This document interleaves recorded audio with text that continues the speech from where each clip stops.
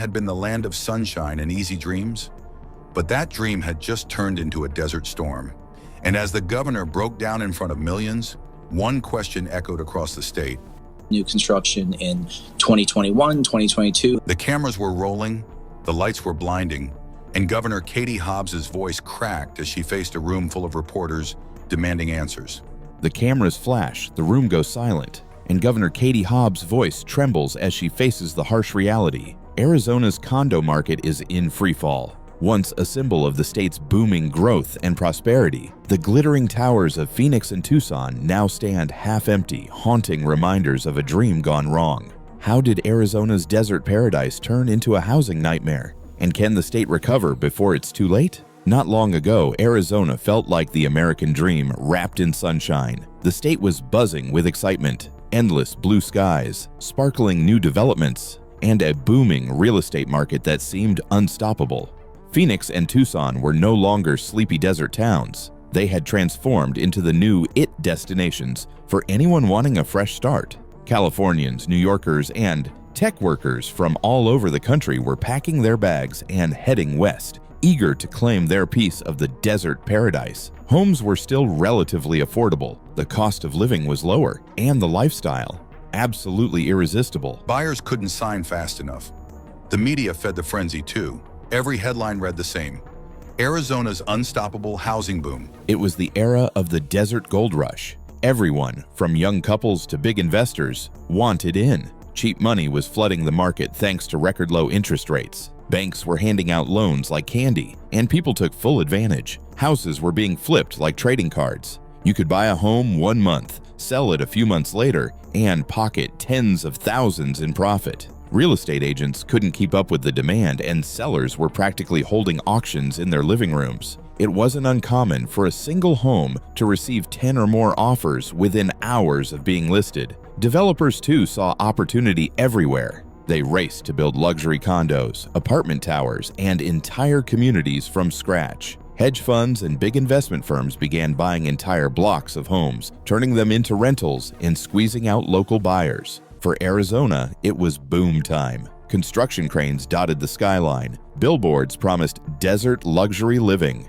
and people honestly believed the good times would never end. Everyone said, Arizona is different. The logic was simple. The weather was beautiful, the taxes were low, and people were moving in faster than homes could be built. How could prices ever go down? The illusion was powerful, and for a while it even felt true. Families built wealth on paper, retirees saw their home values double, and young investors dreamed of early retirement. It was a perfect storm of optimism and opportunity. But beneath that sunshine, cracks were already forming in the sand.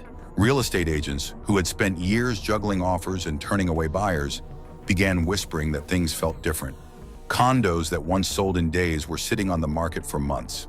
It started subtly. A few homes that used to sell in a weekend suddenly sat on the market for 2, then 3, then 4 weeks. Realtors whispered that things were cooling, though nobody wanted to believe it. Then, the Federal Reserve began raising interest rates. Those ultra-cheap loans, the ones that fueled the entire era. Frenzy vanished almost overnight. Monthly mortgage payments skyrocketed and affordability collapsed. A home that cost $400,000 last year now required nearly double the income to afford the same payment. Buyers disappeared, sellers panicked, and the once red-hot Arizona market started to freeze. The condo market was among the first to feel the pain. Developers who had launched ambitious projects during the boom suddenly found themselves in trouble. Sales stalled, funding dried up, and construction sites went silent. Across Tucson and Phoenix, half-finished condo towers stood as reminders of how fast fortunes can change. Some developers walked away entirely, leaving behind steel skeletons and empty lots where luxury living was supposed to rise. For homeowners, the nightmare was just beginning. Many who bought during the peak, convinced they could always refinance or sell for a profit, now found themselves trapped. Their homes were worth less than what they owed. Negative equity became a new buzzword, whispered in coffee shops and HOA meetings. People who once bragged about their Zillow estimates now avoided opening the app altogether. Even worse, adjustable rate mortgages started resetting, pushing monthly payments even higher. For some families, the American dream had turned into a financial cage. The emotional toll was heavy. Tucson, once celebrated for its affordability, now saw families stretched to their breaking points. Couples who had moved there to escape California's high costs were shocked to discover that they were now facing the same struggles: rising bills, shrinking savings, and no way to move without taking a loss. Many locals who had hoped to buy a home were priced out completely, watching from the sidelines as investors scooped up properties, turned them into rentals, and drove rents through the roof. The promise of stability was gone. They're canceling projects mid-construction, leaving half-finished condos baking under the Arizona sun. The skyline that once symbolized growth now feels like a graveyard of broken promises. Meanwhile, the broader economy started to feel the ripple effects. Construction jobs vanished as projects were paused or canceled. Suppliers and contractors lost business. Furniture stores, landscapers, and small service providers, all the little industries that thrive when housing thrives, began to suffer. City governments, once flush with tax revenue from soaring property values, now faced shortfalls. Projects that had been funded by the housing boom, new schools, infrastructure upgrades, community parks, suddenly found themselves delayed or defunded. And that's when the political pressure exploded. The Arizona housing miracle had been a key talking point for Governor Katie Hobbs and state leaders. It symbolized progress, prosperity, and smart economic management. But now, those same leaders were being forced to answer for the collapse. News headlines blared with phrases like "Condo Crisis deepens" and "Arizona housing dream turns nightmare." At a press conference meant to reassure the public, Governor Hobbs faced a barrage of tough questions from reporters. How did this happen? Why weren't warning signs addressed sooner? What's being done to help struggling homeowners? As she stood in front of a backdrop showing charts of plunging home prices, the pressure was visible. Her usually calm demeanor faltered. Her voice cracked slightly as she acknowledged the pain Arizona families were facing. The emotion in that room was raw: frustration, fear, even a bit of disbelief. Cameras captured the moment, and within hours it was all over social media. Governor Hobbs breaks down as condo crisis worsens. Some saw weakness in that moment. Others saw humanity. But one thing was clear: Arizona's housing crisis was no longer just an economic issue. It had become a political and emotional one. The governor's breakdown became symbolic of something bigger: the end of an era of blind optimism. For years, people believed that growth was guaranteed, that building more would always mean earning more. But the Arizona model, cheap land, fast construction, and endless in-migration, had finally hit its limit. And unlike previous downturns, this one felt faster, sharper, and more personal. In the weeks following that press conference, the numbers kept getting worse. Condo values dropped another 10%, foreclosures ticked up, lenders tightened standards, and developers canceled even more projects. The phrase "market correction" didn't capture it anymore. It was a collapse in confidence. Homeowners didn't just lose money, they lost trust. The irony is that for all the data and analysis, what really defined this crash was emotion. Fear replacing hope. People stopped believing in the Arizona dream, and without belief, the market had nothing left to stand on. The story of Arizona's condo crisis isn't just about falling prices or unfinished buildings. It's about the danger of assuming that the good times will last forever. The boom that once made people rich has left others stranded. And as Governor Hobbs stood before the cameras, struggling to find words for the pain her state was feeling, it became clear: this wasn't just an economic reckoning, it was a human one. Governor Katie Hobbs had promised stability, but the ground beneath her was crumbling. What started as whispers of a housing slowdown had spiraled into a full-blown crisis. Every morning brought new headlines filled with dread: plunging home values, unfinished condos, surging foreclosures, and angry citizens demanding answers. Arizona, once the poster child for real estate success, was now the epicenter of one of the worst housing collapses in the country, and at the center of it all stood a governor who seemed to be running out of both options and patience. For months, she had reassured everyone that the market was cooling, not collapsing. But deep down, she knew the truth. For months, Hobbs had tried to stay calm. Her speeches were measured, her tone steady. She talked about temporary corrections and market adjustments, but behind closed doors, state officials were panicking. Reports showed that housing permits had fallen by nearly 50%. that new condo projects were collapsing under the weight of debt, and that property tax revenues, once the pride of Arizona's economic boom, were drying up. The dream of endless desert growth was dying, and fast. By late summer, the pressure became unbearable. The breaking point came at a press conference meant to reassure the public. Cameras flashed as reporters filled the room, eager for a soundbite. The air was thick with tension. The question that finally broke her came from a young journalist in the front row. "Governor, what's your plan to stop the housing freefall?" For a moment, Hobbs froze. You could almost see the exhaustion in her eyes. Months of crisis meetings, sleepless nights, and endless criticism had taken their toll. Then her composure cracked. Her voice trembled slightly as she began to speak. "We are doing everything we can," she said, gripping the podium tightly. "But this isn't something we caused. Rising rates, reckless speculation, investors buying homes they never lived in. This isn't just policy failure. It's greed and global economics catching up to us." The words came faster, sharper. She began to list the problems: skyrocketing mortgage costs, hedge funds walking away from developments, also the developments, young families losing their first homes. Her frustration poured out. "People treated homes like lottery tickets," she said, her voice cracking. "Now we're paying the price." It was raw, it was real, and it spread across the internet in hours. Clips of the governor's emotional outburst flooded social media. Some called it a meltdown, others called it honesty. But for millions of Arizonans watching from their living rooms, it was something deeper, a mirror reflecting their own fear.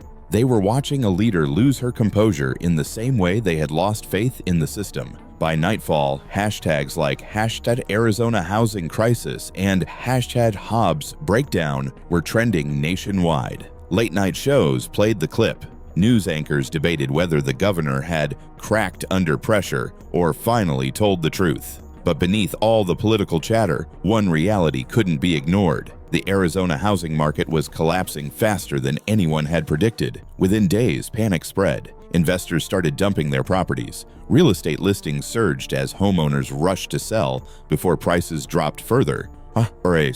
Banks, sensing risk, began freezing lending. The fragile thread of confidence, the one thing holding the market together, snapped. And once it broke, everything else followed. Luxury condos in Scottsdale, once symbols of wealth and modern desert living, went dark at night. Whole floors sat empty, units abandoned mid-renovation. Developers who had borrowed heavily to fund construction found themselves bankrupt as buyers backed out and financing disappeared. In downtown Phoenix, gleaming new towers that were supposed to represent progress stood half-finished, silent monuments to a dream gone wrong. By early fall, property values had dropped between 20% and 30% from their peaks.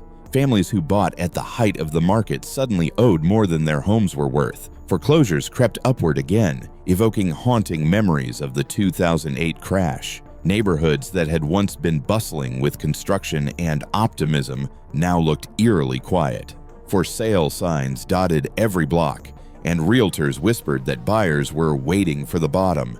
The economic ripple effects were brutal. Construction workers lost jobs. Mortgage brokers and appraisers saw their businesses dry up overnight. Local governments, now collecting less in taxes, began slashing budgets. School funding stalled, infrastructure projects were paused, and small businesses dependent on real estate growth, from landscaping to furniture sales, struggled to stay afloat. Meanwhile, the political fallout was immediate and vicious. Critics accused Hobbs of failing to act sooner, of ignoring warning signs, and of offering emotional displays instead of solutions. Opposition figures painted her as in over her head, arguing that her administration had no real plan to stabilize the economy. Talk radio and opinion shows picked apart her every word, replaying the clip of her voice cracking as if it were proof of incompetence. But supporters saw something different. They argued that Hobbs wasn't breaking down. She was finally showing humanity. For months, she had been carrying the weight of an entire state's frustration. Her rawness, they said,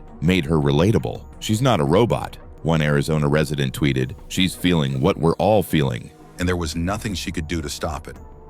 Behind the scenes, her advisors were in panic mode.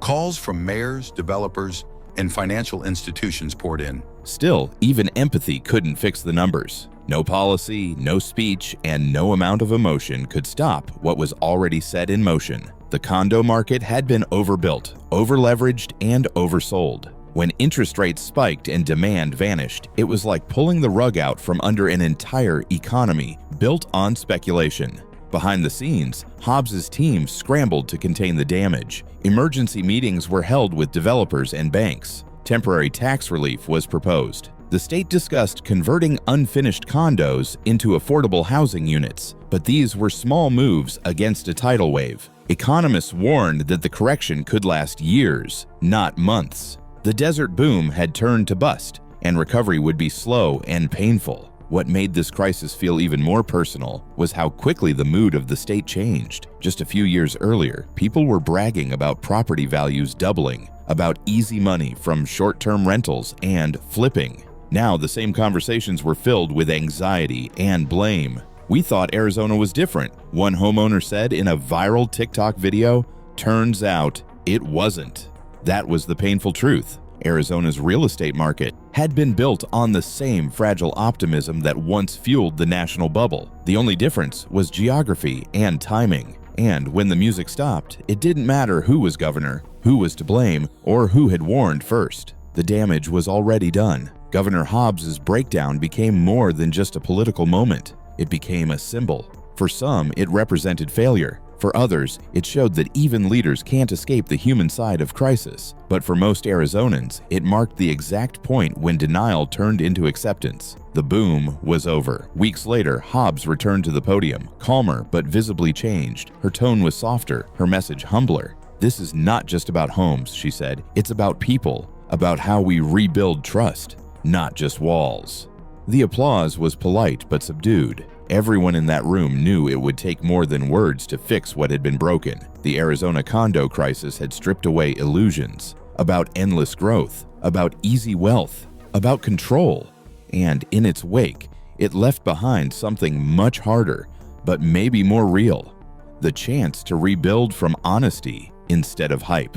Behind every number on a housing report, behind every chart showing red arrows and declining prices, there's a real person. A family trying to hold on, a retiree watching their savings disappear, a young couple seeing their dream home slip away. That's the side of Arizona's condo crisis that rarely makes headlines: the human toll. When Governor Katie Hobbs's voice cracked during her now infamous press conference, it wasn't just political stress. It was the weight of thousands of lives unraveling at once. Across the state, the collapse hit like a desert storm, sudden, powerful, and devastating.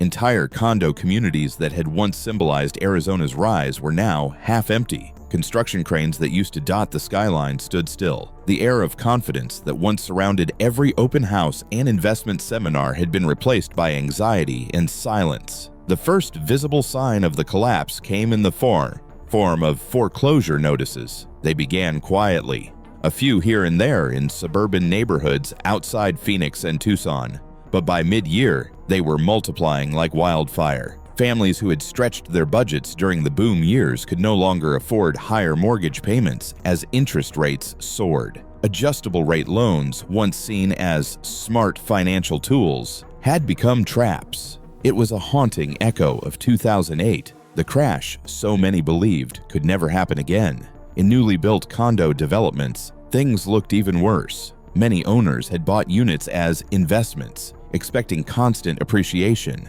Now, those same investors were walking away, unable to rent or sell at sustainable prices. What had been bustling new communities became ghost towns: silent hallways, dark windows, and pools with no one left to swim in.